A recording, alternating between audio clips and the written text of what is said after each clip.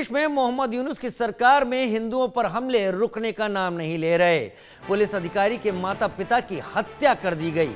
दंपत्ति के दो बेटे बांग्लादेश पुलिस में तैनात हैं। स्वतंत्रता सेनानी और उनकी पत्नी का शव घर से बरामद किया गया। 1971 के स्वतंत्रता संग्राम में, जो कि बांग्लादेश की मुक्ति वाहिनी के नाम से जाना जाता है, जिसमें बांग्लादेश पूरी पाकिस्तान के नाम से छुटकारा पाके बांग्लादेश के नाम से सामने आया, उनकी हत्या कर दी गई। उनके दोनों बच्चे बांग्लादेश पुलिस में हैं, लेकिन मोहम्मद यूनुस नाम का ये जो शख्स है, इसे इस वक्त बांग्लादेश की सत्ता प्यारी है और दूसरी चीज जो प्यारी है वो भारत से नफरत प्यारी है। जितना ज्यादा भारत से नफरत और दूरी करने की कोशिश और कदम मोहम्मद यूनुस उठा रहा है, उतना शायद कोई और नहीं उठा रहा होगा।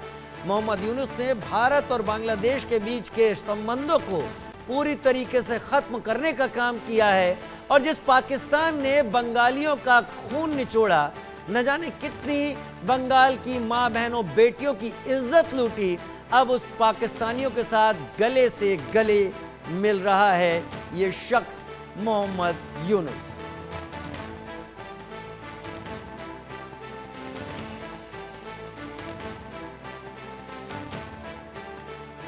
रैनिक दत्ता मेरे सहयोगी मेरे साथ इस वक्त जुड़ गए हैं। रैनिक,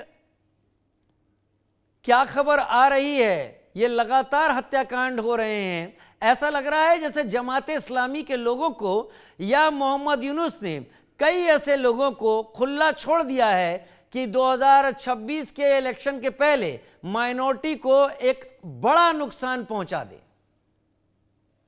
एक्चुअली देखिए, ये तस्वीर तो इसके पहले भी बांग्लादेश से निकल के सामने आया था। बांग्लादेश में जो भी आवामी लीग का सपोर्ट करता है और जो भी माइनॉरिटीज है, उनके ऊपर लगातार जो हमले का घटना वो कम होता हुआ नजर नहीं आ रहा है, और जितना दिन जा रहा है उतना ही उसका परिमाण जो है और भयावहता जो है वो बढ़ता हुआ नजर आ रहा है। ये घटना अगर देखा जाए तो ये घटना में दो चीज गौर करने के लिए बात है। पहला तो है 1971 में जो लिबरेशन वॉर हुआ था बांग्लादेश का, उसी मुक्ति युद्ध में ये पार्टिसिपेट किए थे, और ये एक मुक्ति योद्धा भी है, और मुक्ति योद्धा होने के नाते इसका आवामी लीग का जो सरकार था, यानी शेख हसीना का जो सरकार था, उनके साथ बहुत ही अच्छा ताल्लुकात था और बहुत ही अच्छा रिलेशन था। दूसरी तरफ अगर देखा जाए तो इनका दो बेटे दोनों ही पुलिस में काम करते हैं, यानी इनके एक हाई प्रोफाइल फैमिली से बिलोंग करते हैं। मगर उनका जब डेड बॉडी बरामद किया गया, उसके बाद अगर देखा जाए उनका वाइफ का जब डेड बॉडी बरामद किया गया, उसके बाद से उनके ये मामले पे, ये पूरा घटना पे कोई मामला पुलिस की तरफ से दायर नहीं किया गया, कोई एफआईआर नहीं हुआ, और इन्वेस्टिगेशन में भी कोई कोई इन्वेस्टिगेशन में डेवलपमेंट भी अभी तक नजर नहीं आ रहा है। तो एक बात साफ हो चुका है कि मोहम्मद यूनुस के राज में कट्टरपंथियों की तरफ से जो लगातार घटना घटाया जा रहा था, और इसका भी एक अंजाम ये हो सकता है। दूसरी तरफ अगर देखा जाए तो बांग्लादेश में माइनॉरिटीज जो है वो बहुत दिन से खतरे में है। माइनॉरिटीज के ऊपर जब भी कोई हमला होता है, उसके खिलाफ में कोई कार्रवाई मोहम्मद यूनुस की सरकार की तरफ से नहीं किया जाता है, और ये घटना में भी सेम चीज दिखने को मिल रहा है कि पुलिस की तरफ से इतना देर हो चुका है मगर अभी तक कोई कार्रवाई नहीं किया गया है। यानी 2 दिन के बाद भी पुलिस चुप बैठे हैं। पुलिस अधिकारी के माता पिता दोनों का इस तरीके से हत्या कर देना, उसके बावजूद भी पुलिस की तरफ से कोई स्टेप नहीं लेना, तो इसमें एक बात साफ हो चुका है कि सरकार की तरफ से कोई स्टेप लेने पर वो लोग राजी नहीं है। दूसरी तरफ अगर देखा जाए तो हो सकता है ये पूरा घटना के साथ कट्टरपंथी राज जुड़ा हुआ हो सकता है, क्योंकि इसके पहले हम लोग बहुत सारे बार देखे थे, जो भी आवामी लीग का सपोर्ट करते थे, जो भी आवामी लीग का करीबी होते थे, उनके खिलाफ में कार्रवाई होता था, उनके खिलाफ में एक्शन होता था, किसी टाइम पे उन लोगों के ऊपर टॉर्चर भी होता था।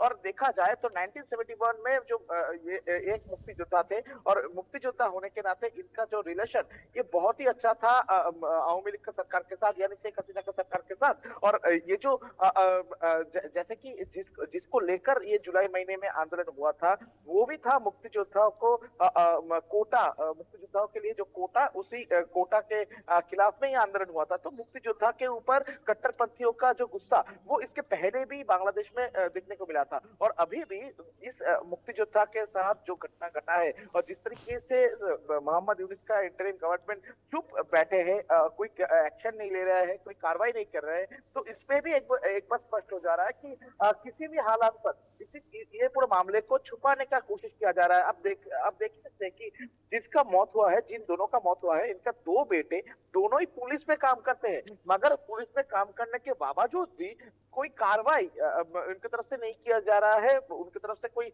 पुलिस की तरफ से कोई एक्शन नहीं लिया जा रहा है। तो इसमें आप बेटों का मजबूरी भी समझ सकते हैं कि किस तरीके से बांग्लादेश का हालात बदल चुके हैं, बांग्लादेश का क्या सिचुएशन है कि पिता और माता का हत्या हो जाए उसके बावजूद भी बेटे की तरफ से भी कोई कार्रवाई करने का मौका नहीं मिल रहा है बेटे को, बेटे पुलिस में होने के बावजूद भी। तो इसमें एक बार साफ हो जा रहा है कि मोहम्मद यूनिस किसी भी हालात पर बांग्लादेश का जो परिस्थिति उसको ठीक करने का कोशिश नहीं कर रहे हैं। मोहम्मद यूनिस सिर्फ एक ही बात पे अड़े हुए हैं कि किसी भी हालात पर, किसी भी कीमत पर उनका जो सत्ता वो सत्ता बरकरार रहे। और इसी वजह से कट्टरपंथियों को सपोर्ट करना या तो जो गुनाह कर रहे हैं उनको माफ कर देना, अगर उनका खुद का सत्ता बचाने के लिए ये मोहम्मद यूनिस करते हुए नजर आए हैं। और अब ये घटना में भी मोहम्मद यूनिस का यही रूप जो है वो फिर से एक बार निकल के सामने आ रहा है।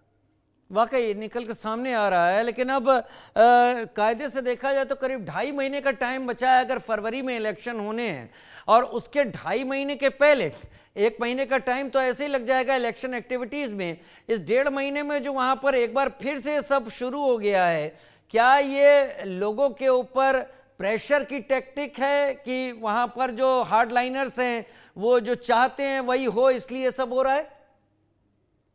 देखिए, इसको दो तरीके से आप देख सकते हैं। पहला तो है मोहम्मद यूनिस किसी भी हालात पर नहीं चाहते हैं कि इलेक्शन हो जाए, क्योंकि मोहम्मद यूनिस इसके पहले भी बहुत सारे बार इलेक्शन के बात किए थे, मगर मोहम्मद यूनिस नहीं चाहते थे इलेक्शन हो जाए। तो इलेक्शन रोकने का एक तरीका सबसे आसान है बांग्लादेश का अभी का परिस्थिति में, वो है बांग्लादेश का लॉ एंड ऑर्डर सिचुएशन अगर बिगड़ जाए तो इलेक्शन होना पॉसिबल नहीं है।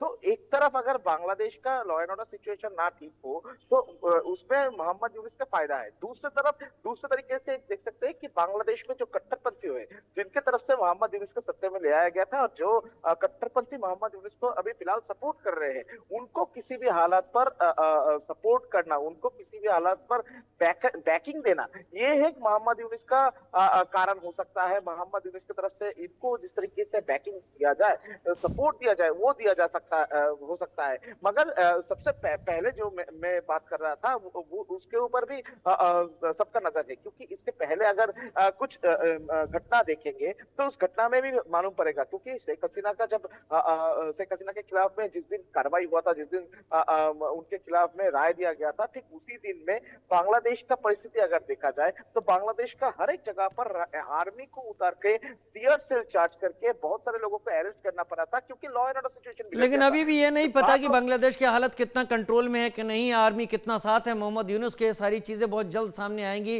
रैनिक, बहुत शुक्रिया मेरे साथ जुड़ने के लिए, इस जानकारी के साथ आपका। बढ़ते हैं आगे और बात करते हैं सलमान खान के साथ।